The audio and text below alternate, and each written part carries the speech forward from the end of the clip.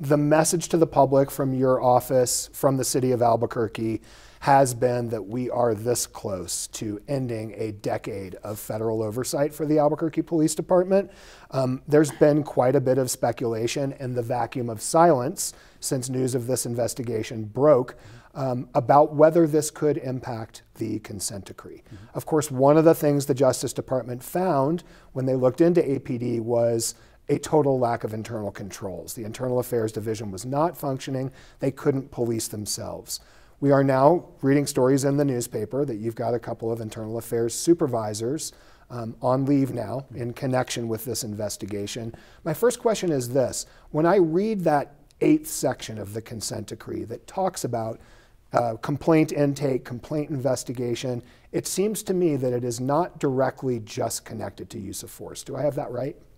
I think you're right. I wasn't involved in the original charging or investigation, the consent agreement, but my read of it is that it went far beyond, in a good and aspirational way, the actual investigation and findings during the investigation of the Albuquerque Police Department. In doing so, the Albuquerque Police Department, Albuquerque City, crafted this really, truly aspirational consent agreements that they hoped that their department would live up to. It involved many things that weren't included in the initial investigation or findings.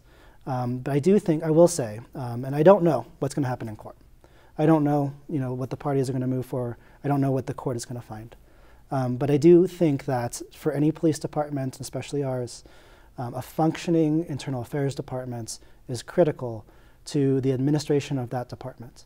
And so I would guess that a functioning internal affairs department is what the city will receive after this investigation plays out.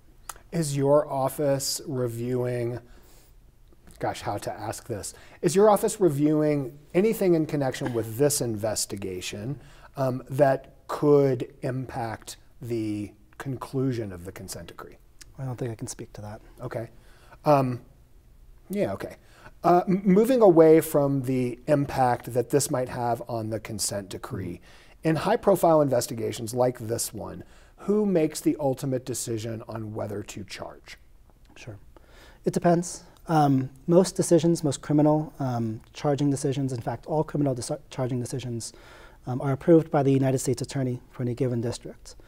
And every single criminal indictment, and we issue many every week, every month, we hold a screening committee where all of our management and myself read every single indictment, every single prosecution memorandum, which details a case, its elements, its the facts and witnesses, weaknesses, and constitutionality. And in doing that, we approve or we don't every single criminal indictment that comes in this district. For vast majority of cases, the final authority lies with me. There are some exceptions, though. Exceptions are what we do as lawyers. Throughout the Justice Manual, which is a document that has been created over the years for procedures for federal prosecutors and Department of Justice prosecutors to follow, it outlines there are several carve-outs there for where responsibility could lie.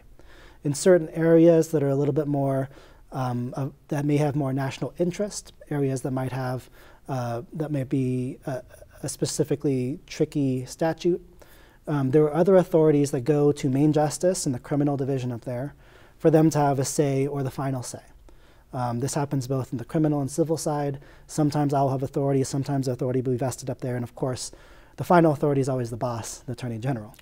Right. But there are some cases, I'll give you an example of when we use RICO or Vicar type criminal charges.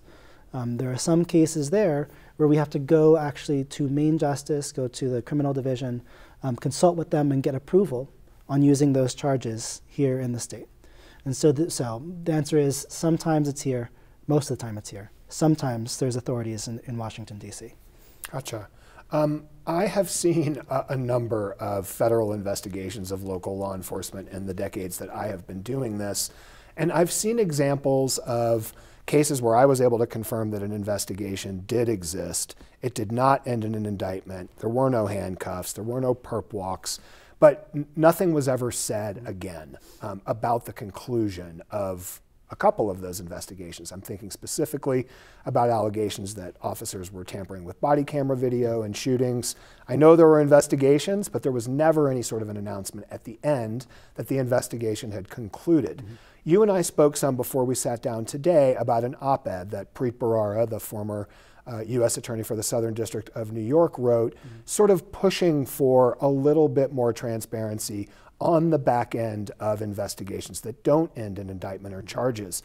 I'm curious how that op-ed struck you and whether there is a conversation among U.S. attorneys in this country to maybe provide a little bit more closure at the end of these. Sure. And there's initially a distinction I want to draw at the top, which is there's a difference, I think, between, and it gets a little conflated in this discussion, notice to the public, right, and notice to a potential target, right? And so I think, Preet in his op-ed talks a little bit about the anxiety that a potential target might be feeling. But I think that is a separate equity than that of the public in knowing whether or not something's happening or not happening, right? And so I think in thinking about, our practice here, I don't have, and I probably should have run some numbers, but in my experience, this plays out in a couple different ways. And the first thing that came to my mind was this: we have a special responsibility here when we serve Indian country, right? And so we have 22 tribes and pueblos here in the state of New Mexico. We have a special trust responsibility as the federal government to them. And as a component of that, we issue declination letters, which is a letter that's saying we've reviewed the case and we are not charging. Right? This gives finality to the tribe to whom we issue these notices about what has happened with the case or not happened. So it serves some of those equities in a very direct but unique way for in New Mexico and those who serve tribal territories. And looking through the Justice Manual that I referred to earlier, there's a couple different areas where that discuss whether or not we talk about a decision not to go forward against a target with the target themselves. And I think, again, this will highlight the equities I discussed at the beginning. So in some criminal and civil rights investigations, we are actually encouraged to give the public notice about what has happened. And the equity that protected there, of course, is the public's interest, because, especially in the case of police officers that are specifically identified, or law enforcement officers. And the reason there, right, is to step back, is the trust of the public in their institutions, that the people policing their streets and who are supposed to keep them safe are doing their job and doing it constitutionally. And so the Justice Manual and generations of U.S. attorneys have identified the need in those cases specifically for us to interface with the public about it. There's another section that gives us the authorization to do so. I think Preet may have referred to it obliquely in his piece. And it says that we have the discretion, we U.S. attorneys, have the discretion to let a target know that they are no longer a target. And it gives a couple steps of analysis. I think the first one, obviously, is a case where the person being investigated knows they're being investigated. Yeah. Right? There's no world in which we're going to go out and knock on someone's door and be like, hey, we investigated you for 2 years, but you're good. Right? And so the person has to know they're being investigated. And second, we have to know that we are discontinuing the investigation of them without an indictment or charge, or that they're being exonerated. And so we've discovered evidence that says that they are not guilty or they're innocent of the crime. And so looking at these circumstances, and I'll throw in one final caveat before I talk about it a little bit. So the final caveat is this. As federal prosecutors, we're distinct from state prosecutors, right? We're distinct from the state law enforcement system. A state prosecutor, a district attorney, they have the responsibility to charge the crimes in their jurisdiction. There's nobody else charging the crimes, right? Every crime that we charge as federal prosecutors, as outlined by the Justice Manual, is a policy decision, right? Every time we bring in indictments, a criminal charge, we of course begin saying, did a crime occur? Was it constitutional? Can we prove this to a jury beyond a reasonable doubt? Those are our baselines. But after that, the analysis we do in every single case is as a policy matter. Is this best charged federally? Which means, are there other alternatives to criminal charging? Are there other jurisdictions who could handle this? is there a substantial federal interest in doing what we are doing? So not bringing a federal indictment isn't necessarily a clearing of a person's name. And I think finally, and most interestingly for me, is, Preet puts in this, he acknowledges, right, an exception that I feel almost eats the rule here, which is we can always say in a letter exonerating somebody, saying, we are not going forward on this investigation that you know is happening of you, but we could always go forward later.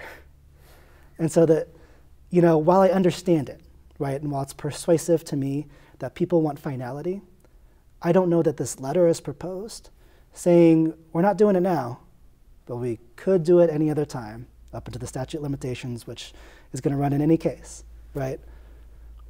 I don't know that that solves the problem. Interesting. My last question is this. Should folks here expect some public closure in this case, regardless of its outcome? Folks should expect public closure. Alex, thanks so much for coming down today. I really appreciate the chat. Thank you. No, I appreciate it.